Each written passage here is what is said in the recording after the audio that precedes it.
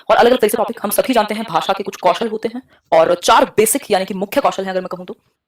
4 basic skills हैं language की जो एक सीक्वेंस में सीखी जाती हैं। LSRW कहते हैं हम, यानी सुनना, बोलना, पढ़ना और लिखना इसी सीक्वेंस में चलती हैं। लिखना सबसे जटिल माना जाता है, यानी लिसनिंग, स्पीकिंग, रीडिंग और राइटिंग।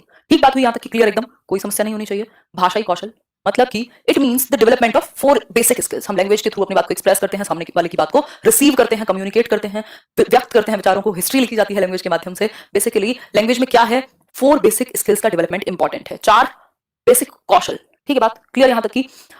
4 स्किल्स कौन सी हैं? लिसनिंग, स्पीकिंग, रीडिंग और राइटिंग। इनको हम कभी भी आइसोलेटेड वे में नहीं सिखाते, इंटीग्रेट करके सिखाते हैं। इंटीग्रेटेड मैनर में एक दूसरे से जुड़े हुए हैं ये। ऐसा नहीं है कि बिल्कुल अलग है कि आपने रूम बंद किया और सिर्फ लिसनिंग सिखा रहे हैं आप। वो बोलना भी सीख रहा होगा, वो सुन भी रहा है साथ में और कल उसकी रीडिंग भी अच्छी होगी। तो ये आपस में जुड़े हुए हैं और जोड़ करके ही हमें समझाना चाहिए या सीखेगा बच्चा। जो डेवलपमेंट है वो इंटीग्रेटेड मैनर में होगा, ना कि आइसोलेटेड मैनर में।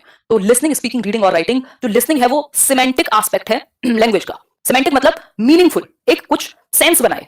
ठीक, हालांकि एक डिफरेंट वीडियो में हम डिस्कस करेंगे फोनीम, मॉर्फीम और ये सारी चीजें। सिमेंटिक एस्पेक्ट ऑफ लैंग्वेज यानी मीनिंगफुली आप समझ पाए, एक मीनिंग डिड्यूस कर पाए, निकाल पाए। जब आप सुन रहे हो एक तो एक मीनिंग निकल करके आए, तो ये सिमेंटिक एस्पेक्ट कहा जाता है लैंग्वेज का। किसको? लिसनिंग को। स्पीकिंग में क्या है? स्पीकिंग में एक छोटी सी चीज है, phonetic aspect of language. Phonetic मतलब जहां भी फोन की बात आ जाए, सिंपल हम बात जानते हैं, फोन का काम कहां से शुरू हुआ था? सुनने से। वो जो टेलीफोन था, फोन जहां भी आ जाए मतलब साउंड की बात हो रही है। तो स्पीकिंग में साउंड की ही बात होगी। हम बोल रहे हैं तो साउंड को प्रोड्यूस कर रहे हैं, या तो फिर हम रिसीव कर रहे होंगे। ठीक, तो फोनेटिक एस्पेक्ट हुआ। रीडिंग, रीडिंग क्या है? फोनेटिक कम ग्राफिक। फोनेटिक कम ग्राफिक। फोनेटिक मतलब फोन मतलब साउंड, ग्राफिक क्या है? राइटिंग की जो फॉर्म है उसको हम ग्राफिक कहते हैं। ये क्वेश्चन आपसे पूछा हुआ है कि रिटन फॉर्म जो है वो लैंग्वेज को कैसे एक्सप्रेस करती है, तो ग्राफिकली। भाई जब बात लिखने की आ जाए कभी भी तो ग्राफ की बात करते हैं हम। जैसे हम एक डिसेबिलिटी की भी बात करते हैं, डिस्ग्राफिया मतलब लिखने से संबंधित परेशानी। तो रीडिंग में आपका ग्राफ यानी कि राइटिंग फॉर्म भी यूज होती है, मतलब रिटन फॉर्म में कुछ लिखा हुआ तभी तो आप पढ़ रहे हैं ना, तो ग्राफ भी है वहां और फोनेटिक एस्पेक्ट भी है। फोनेटिक कम ग्राफिक बन गया ये। फिर है राइटिंग। राइटिंग आपका ग्राफिक एस्पेक्ट है लैंग्वेज का, जिसमें कुछ लिखा जाएगा, विजुअली आपको प्रेजेंट किया जाएगा राइटिंग में। ये थोड़ी सी इसको कनेक्ट करने वाली बात है। 4 स्किल्स हैं, सिंपल। अब ये जो 4 स्किल्स हैं, इनमें हमने 4 चीजें ही समझी कि लिसनिंग सिमेंटिक एस्पेक्ट से जुड़ा हुआ है, स्पीकिंग फोनेटिक से, रीडिंग फोनेटिक कम ग्राफिक से और राइटिंग आपकी ग्राफिक एस्पेक्ट से। ग्राफिक रिप्रेजेंटेशन है लैंग्वेज की राइटिंग। याद रखिएगा, क्वेश्चन पूछा हुआ है आपसे, डायरेक्ट पूछा हुआ है क्वेश्चन। ग्राफिक रिप्रेजेंटेशन, ग्राफिकली आप रिप्रेजेंट करते हैं। क्लियर हो गई बात? आगे बढ़ेंगे, लैंग्वेज स्किल्स को थोड़ा सा और टच करते हैं, जहां से पूछी जाती हैं चीजें। 4 बेसिक कौशल, LSRW। इसी मैनर में, इसी एक सीक्वेंस में हम इनको समझते हैं। पहले हम सुनते हैं, जब हम दुनिया में आते हैं, पैदा होते हैं, चारों तरफ लोग बोल रहे हैं, कोई लोरी गाएगा, कोई कुछ कहेगा, मतलब हम रिसीव कर रहे हैं, लिसनिंग हो रही है। फिर हम धीरे धीरे कुछ कुछ बोलना शुरू करते हैं, फिर बाद में आप पढ़ते हैं, लिखते हैं। इस तरीके से ये सीक्वेंस यही रहेगा। आप अपनी मर्जी से ये नहीं कहेंगे कि पहले लिखना सीख गया। हो सकता है बच्चा स्क्रिबलिंग सीख गया हो, टेढ़ी मेढ़ी कुछ भी कीलम काटी करना, बट वो प्रॉपर राइटिंग में हम उसको काउंट नहीं करते। हम सीक्वेंस यही रखते हैं कि पहले लिसनिंग, फिर स्पीकिंग, फिर रीडिंग और फिर राइटिंग। ठीक है बात? अब इसमें भी इन्होंने 2 तरीके से इसको बांटा हुआ है, जिसके बहुत सारे नाम है। अगर मैं बात करूं लिसनिंग की और मैं बात करूं रीडिंग की, तो ये क्या है? रिसेप्टिव स्किल्स बन जाती हैं, या पैसिव स्किल्स भी इनको कह देते हैं। मतलब ग्रम्यात्मक कौशल, रिसेप्टिव स्किल्स। इन दोनों को हम एक रिसेप्टिव स्किल्स की कैटेगरी में डाल सकते हैं, या फिर पैसिव स्किल्स भी कह सकते हैं। ठीक, रिसेप्टिव मतलब जब आप रिसीव कर रहे होगे, कुछ ग्रहण कर रहे होगे। भाई जब आप सुनते हैं और जब आप पढ़ते हैं, अगर मैं इसको उठा करके, ये मान लीजिए एक बुक है और इस पर कुछ लिखा हुआ है, अगर मैं ये पढ़ूं तो मैं रिसीव कर रही हूं कि WACOM, मतलब दिमाग में जा रही है, मैंने तो कुछ प्रोड्यूस नहीं किया, ये तो पहले से लिखा हुआ था, तो मैंने रिसीव किया इसको। मतलब रीडिंग में रिसीव करते हैं आप, और अभी मैं बोल रही हूं और आप सुन रहे हैं, तो लिसनिंग में भी आप रिसीव कर रहे हैं, ग्रहण कर रहे हैं, भाषा को प्रोड्यूस नहीं कर रहे। ठीक है बात? तो इस केस में ये दोनों जो स्किल्स हैं ये रिसेप्टिव यानी ग्रम्यात्मक कहलाती हैं। मतलब आप रिसीव कर रहे हैं इसके अंदर, चाहे वो लिसनिंग हो चाहे वो रीडिंग हो। आप पैसिव हैं, आप पैसिव रेसिपिएंट हैं, क्योंकि आप सुन रहे हैं या फिर आप रिसीव कर रहे हैं भाषा को। क्लियर हो गई यहां तक की बात? आगे बढ़ेंगे, एक और इसकी कैटेगरी है, दूसरे पेन की सुंदरता के साथ देखेंगे। दूसरी कैटेगरी क्या है? ड्राइंग तो मेरी खतरनाक है, बट ठीक है, कोशिश कर लेती हूँ। स्पीकिंग और राइटिंग की। अब ये स्पीकिंग और राइटिंग क्या खेल है? ये है एक्सप्रेसिव स्किल्स या एक्टिव स्किल्स या फिर प्रोडक्टिव स्किल्स। प्रोडक्टिव स्किल्स या फिर एक्सप्रेसिव कह सकते हो, जहां आप पूरी तरह से एक्टिव हो, एक्सप्रेस कर रहे हो खुद को। कम्युनिकेशन की अगर हम बात करें, भाषा की बात करें, 2 ही चीजें हो रही होंगी हर जगह। या तो बात को कहा जा रहा होगा या बात को रिसीव किया जा रहा होगा।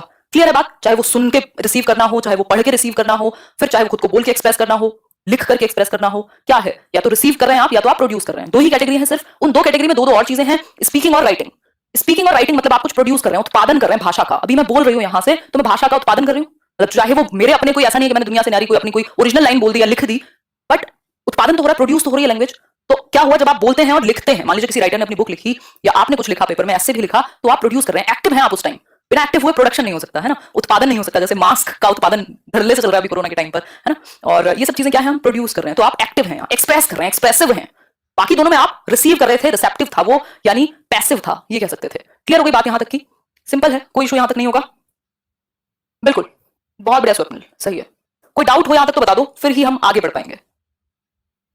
कोई दिक्कत नहीं है, हाँ क्लियर है, आगे बढ़ते हैं। ये सिंपल बात हम याद रखेंगे, बहुत पूछा जाता है, बेइंतहा पूछा जाता है, ठीक है। ठीक, आगे बढ़ेंगे।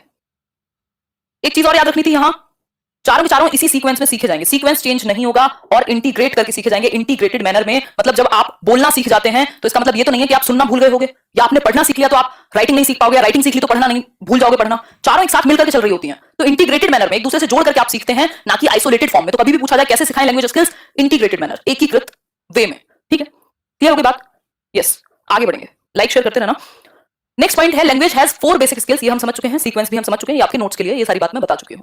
LSRW एक सीक्वेंस में सीखते हैं आप, ये जो स्किल्स है इनका डेवलपमेंट एक सीक्वेंस में और इंटीग्रेटेड मैनर में होना चाहिए, तभी इनको आप बेस्ट तरीके से सीख सकते हैं, अदरवाइज वो फ्लुएंसी नहीं आ पाएगी। क्लियर हो गई बात? क्लियर हो गई बात? अब मुझे एक और चीज दिमाग में आ गई, सुन लो थोड़ा सा।